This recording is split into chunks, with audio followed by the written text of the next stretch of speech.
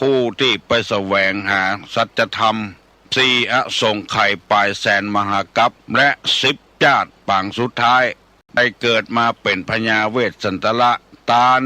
เข้าของทรัพย์สมบัติสละบัลลังก์ไปบวชเป็นพระฤาษีตาลเมียตาลลูกบำเพ็ญขนาดนักจนได้ตรัสรู้เฮาไหว้ครูบาอาจารย์เนี่ยก่อนเนออาลังหังสัมมา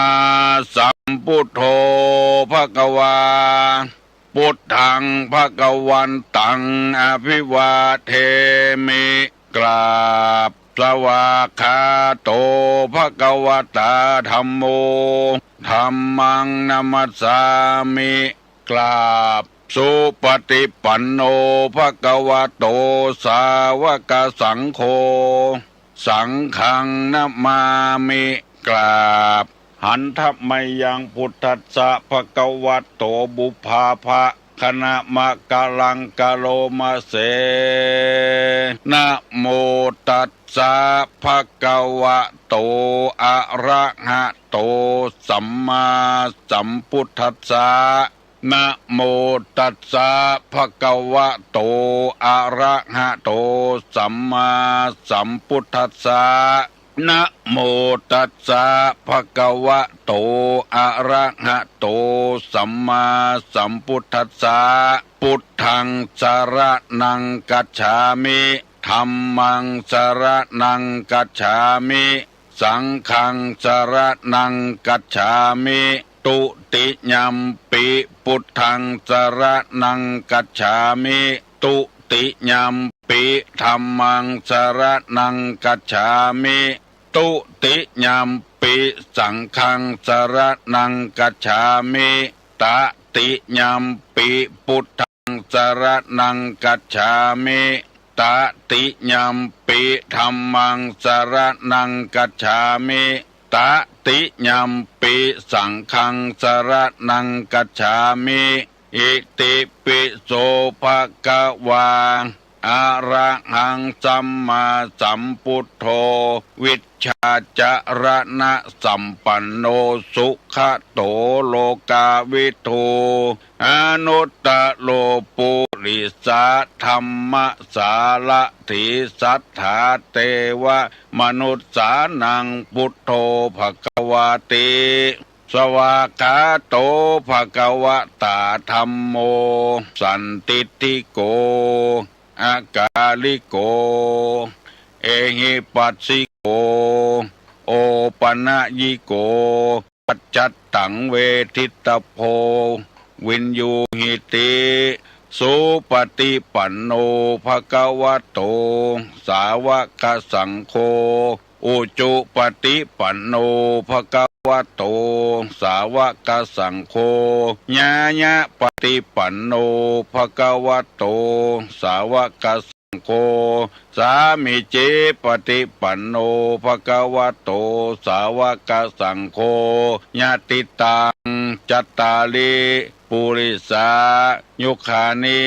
อัฏฐะปุริสาปุคลาเอสาภะคะวะโตสาวกสังโฆอาหุไนโยปาหุไนโยทักขิไนโยอัญจลิกาละนิโยอนุตตลังปุญญเขตังโลกัสสาติกราบหนึ่งกราบสองกราบสามกาเลนะธรรมัสสวนังเอตัมมังคละมุตตมังการฟังธรรมตามกาลเวลาเป็นมงคลอันประเสริฐมาแล้วเนอะเสียงก้องเสียงก้องเสียงมองต่ำเข้าเสียงตุเจ้าเทศนาธรรมมาแล้วมาถึงบ้านมาถึงเฮือนมาถึงในวัดมาถึงในที่นอนมาถึงในมุ้งในสุดถึงครัวเรือนถึงห้องน้ำมาถึงในรถมาถึงกุฏิกุฏางเพื่อให้พี่น้องทั้งหลายได้ฟังธรรมะอันเป็นอาหารทางจิตทางใจตุลุงจะได้ย้ำแถมคำหนึ่งว่าอาหารก็ดีน้ำก็ดีข้าวก็ดี ลมหายใจทุกวันนี้ก็ดีอันนี้เป็นอาหารทางร่างกายเฮาได้กินเข้าไปทุกวันบัดเดียวนี้กินเปี่ยวเมื่อค่ำเมื่อคืนปุ่นพอดึกพอดื่นตีหนึ่งตีสองก็มีอาหารกิน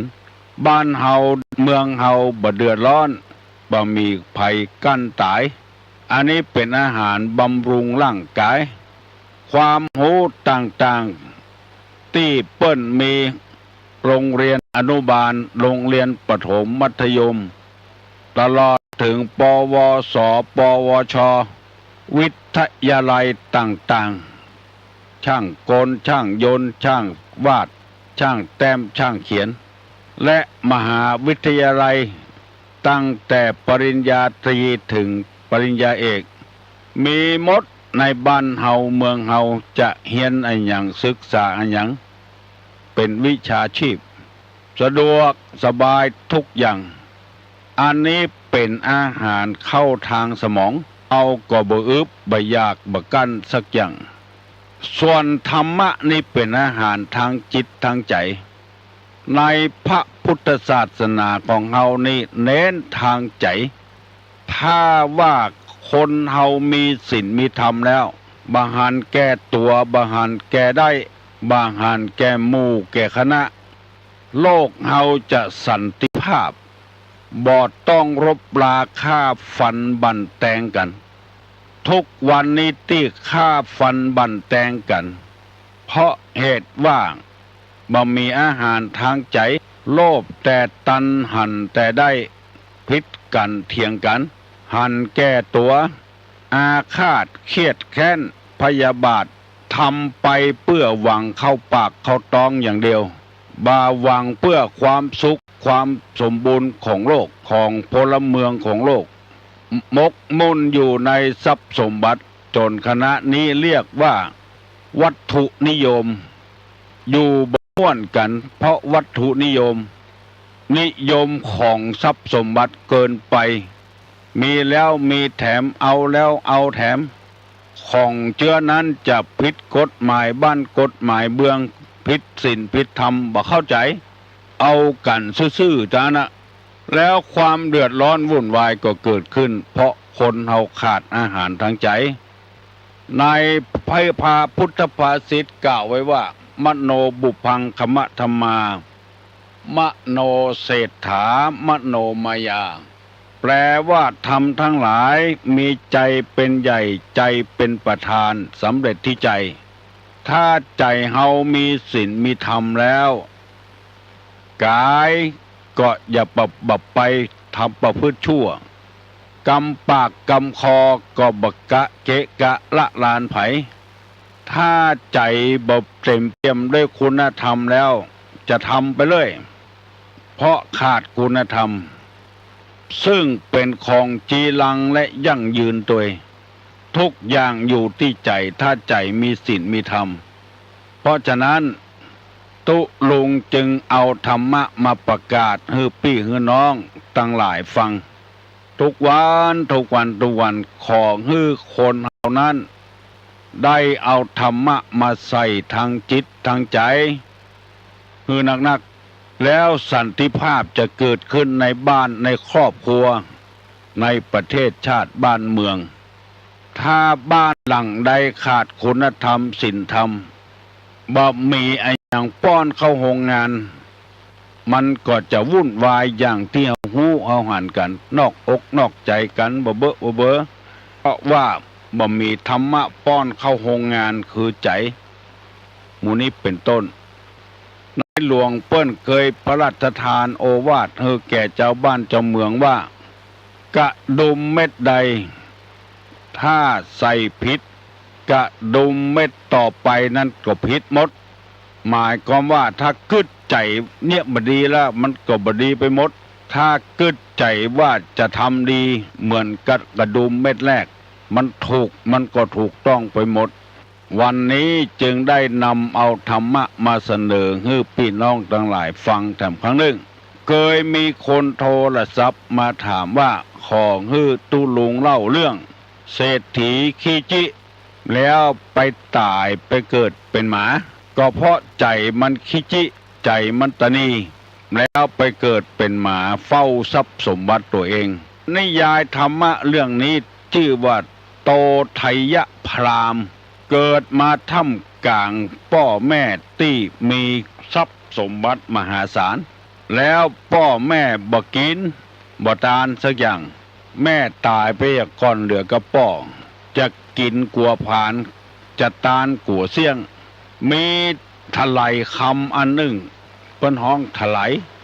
มันจะเป็นธาตุนี่ก็ทลาดธาตุทองคำจะเอาฮื้อไผ่กวเปิ้นหูเอาไปฝังไว้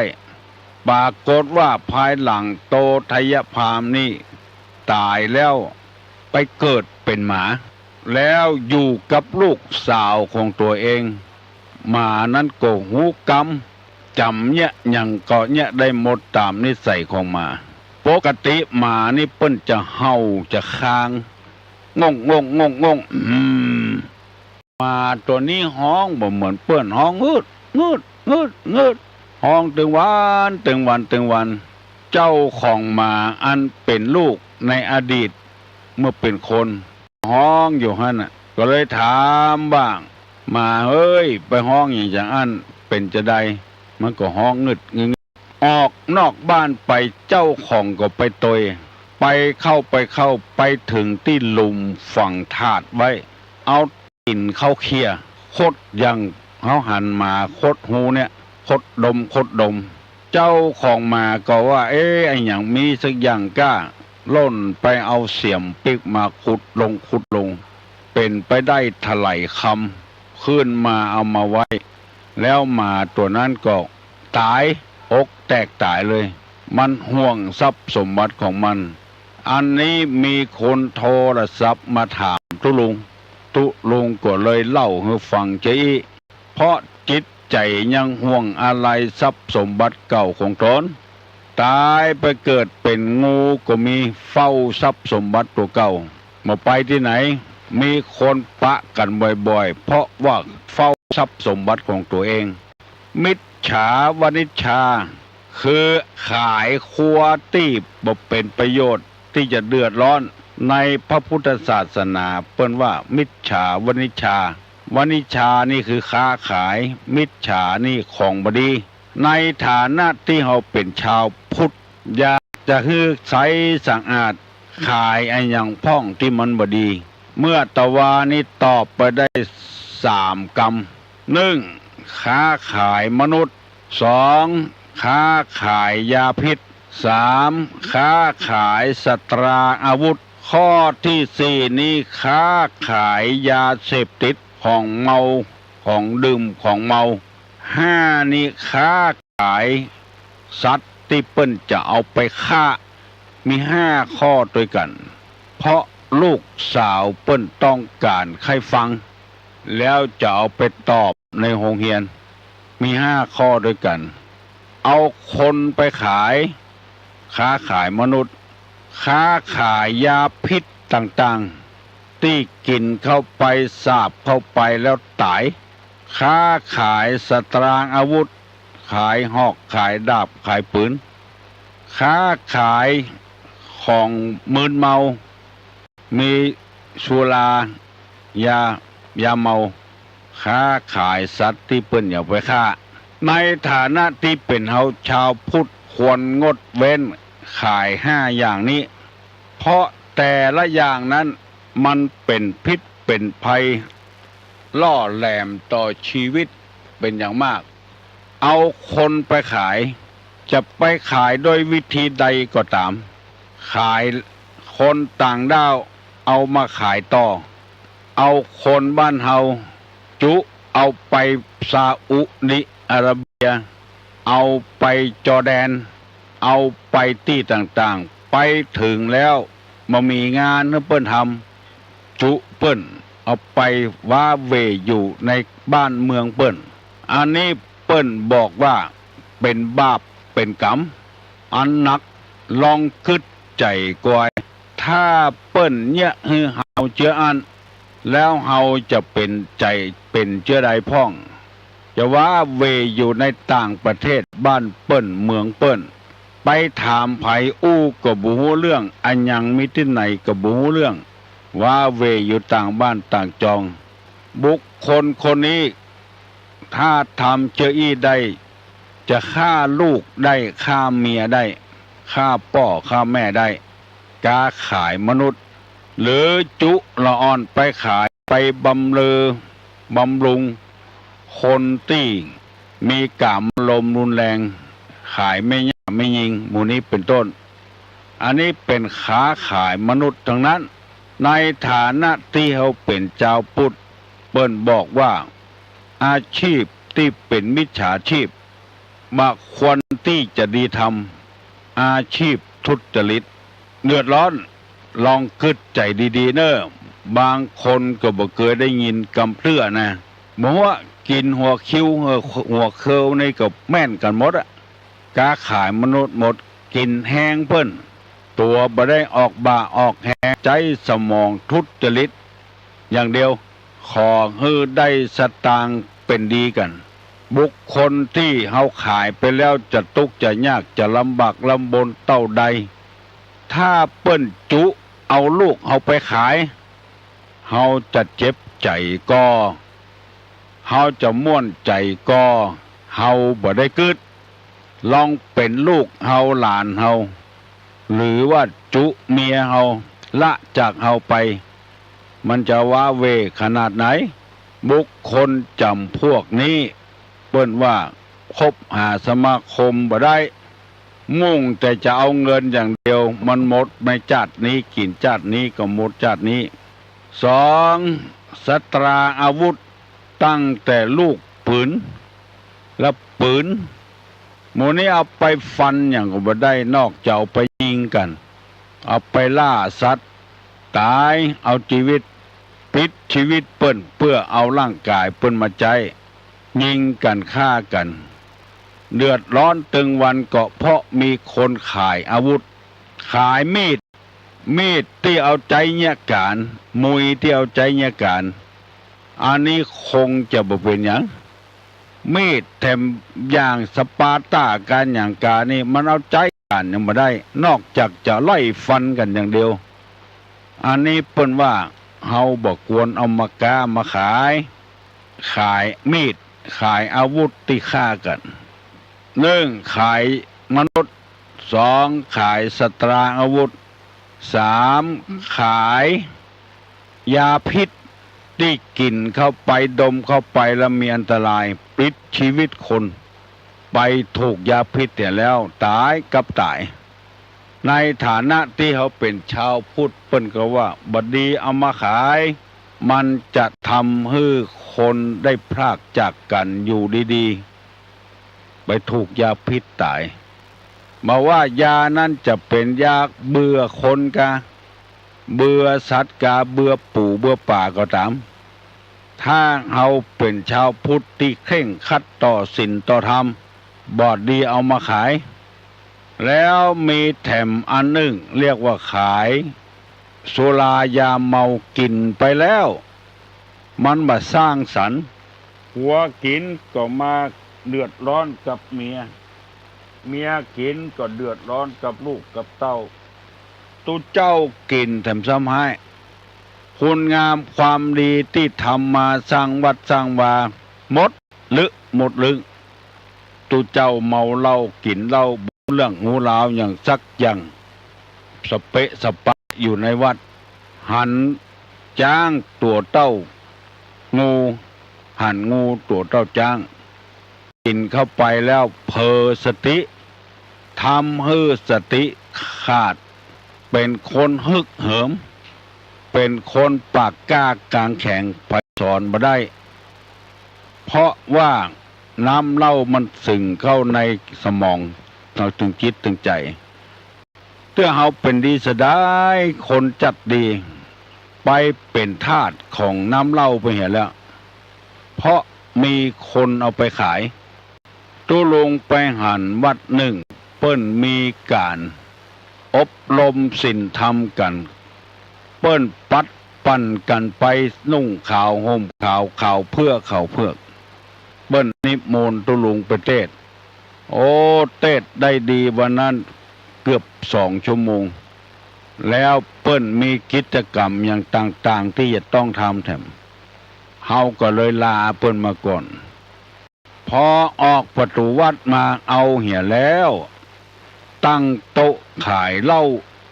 ซุ่มกะหันเป็น10ป่ายเปิ้นไปฟังเทศน์บ่ไปนั่งแวดวงเหล้าแมะกำแพงวัดหั่นละอันยังเป็นลำเป็นเรือมันบ่มีอาชีพที่จะต้องทำนะกะมันน่าละอายเฮือตัวเก่าน่าละอายเฮือเจ้าหมู่ไผๆก็ไปวันนั้นไปปะใส่ร้านเหล้าตุลงว่าต้องพิจารณาเหี่ยก่อนมันอาจจะได้สตางค์ละเพราะว่าขายดีอะเพราะว่าวันนั้นบ่เปิ้นบ่ขายลูกชิ้นขายปลาบึกขายชิ้นทอดอะไรอย่างกันแต่บ่มีเหล้าแต่ร้านนั้นขายดีเป็นชาวพุทธแล้วบอกควรทำเจืออันมันหมดท่าไปเห็นบ่ตกบ่เสี่ยงตลอดถึงยาบ้ายาเมาอย่างต่างๆที่เขาขายกันถึงวันเนี้ยมุ่งแต่จะได้เงินอย่างเดียวพอเปิ้นจับได้ยับได้ถูกข้องถูกขังก็อ้อนวอนขอความเป็นธรรมเตอะบ่เคยทำกำเตื้อครั้งนี้เป็นครั้งแรกศาสนาเฮานี่ตามเสรีภาพแต่ต้องพิจารณาให้ก่อนถ้าบ่มีกฎหมายบ้านกฎหมายเมืองเห็นแล้วคนเขาจะทำไปเลยเตื้อก็เป็นเจ้าเป็นนายเป็นคนหูคนหลวกแต่จิตใจนี่บ่หูบ่หลวกไปเหียไปอยู่ที่ไหนก็เมนโอเมนทราบคนเล่าหน้าจากขวัญกันยิ่งเป็นตุเจ้าพนายไปเนี่ยจะอ่านแถมซ้ำหายเพราะคนขายมันขายน้ำเหล้ากินแล้วมันบ่สร้างสรรค์กินแล้วมีแต่ทำลายบั่นทอนชีวิตของคนเกิดโรคภัยไข้เจ็บติฉินนินทาผัวเมียผิดหัวกันอันสุดท้ายฆ่าสัตว์ที่เปิ้นจะเอาไปฆ่าโหอยู่ว่าเปิ้นจะเอาไปฆ่าแล้วเอามาขายเข้าโรงงานมีเปรอะเปเตอรวยแต่หาความสุขบ่ได้ปลายหลังมาพอเท่าแก่น้อยเต็มไปด้วยโรคภัยไข้เจ็บเงินที่ขายงัวขายควายขายชีวิตเปิ้นไปฆ่าเอามายาตัวเห็นติ๊กโรคภัยไข้เจ็บมาเบียดเบียนเพราะฉะนั้นในฐานะที่เฮาเป็นชาวพุทธเป็นพุทธบริษัทเป็นลูกของพระเจ้าแผ่นดินลูกของพระพุทธเจ้าบ่สมควรอย่างยิ่งที่จะกล้าขายสิ่ง5อย่างนี้วันนี้ได้เอากรรมที่ปอกออกเปิ้น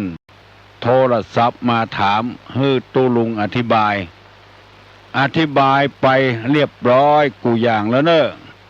เพื่อให้ญาติให้โยมได้มีความเข้าใจไปนับได้นับก้านับได้นับขายของบดีเอาไปให้เปิ้นของดีเอาให้ตัว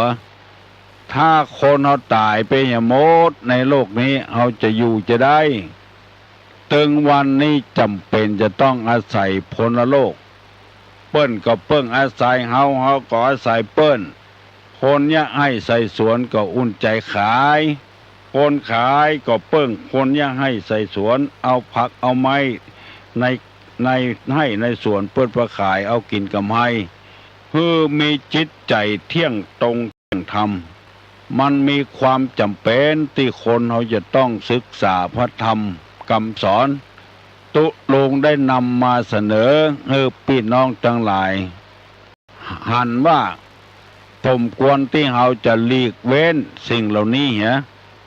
การขายถูกต้องตามศีลตามธรรมผักไม้ไส้เครือหมู่นี้เป็นอาหารการกินให้คนได้สร้างสรรค์ให้คนได้อยู่เย็นเป็นสุขต่อไปเพื่อให้วุฒิจำเริญใจสืบต่อไปเจริญก้าวหน้าอันนี้ก็ขอนำมาฝากมาฝังไว้ถ้าผ่ายได้กล้าได้ขายหมอกพอหายพอดีก็ย่างได้ก็ไปกล้าขายอันอื่นเนี่ยถ้าย่างก็ได้ก็ พอหายพอดีเหี่ยก่อนเออก็ออกไม่ออกอารมณ์ของเฮานี่มันมีอยู่หลายอารมณ์ด้วยกันฟังไปเรื่อยๆเนอะตุลงจะย่างเหี่ยก่อนเนอะวันนี้นะ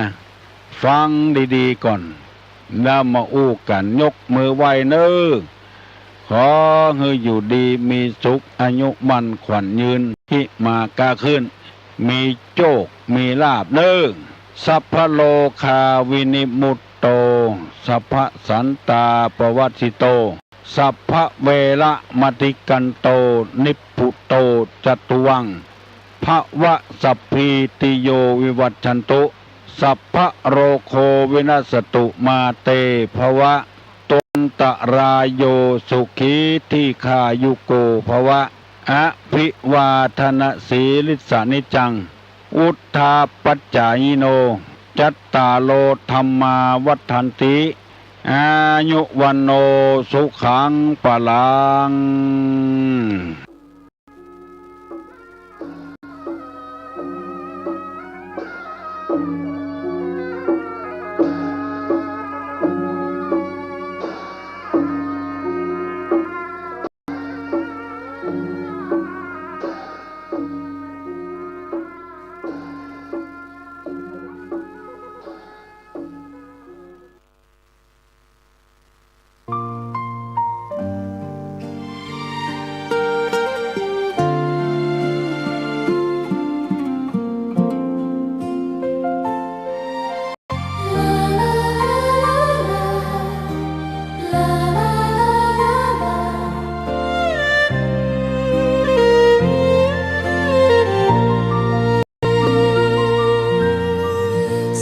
ทองร่ำไรในยามอุตสาห์ยังเห็นพระเมตตาอยู่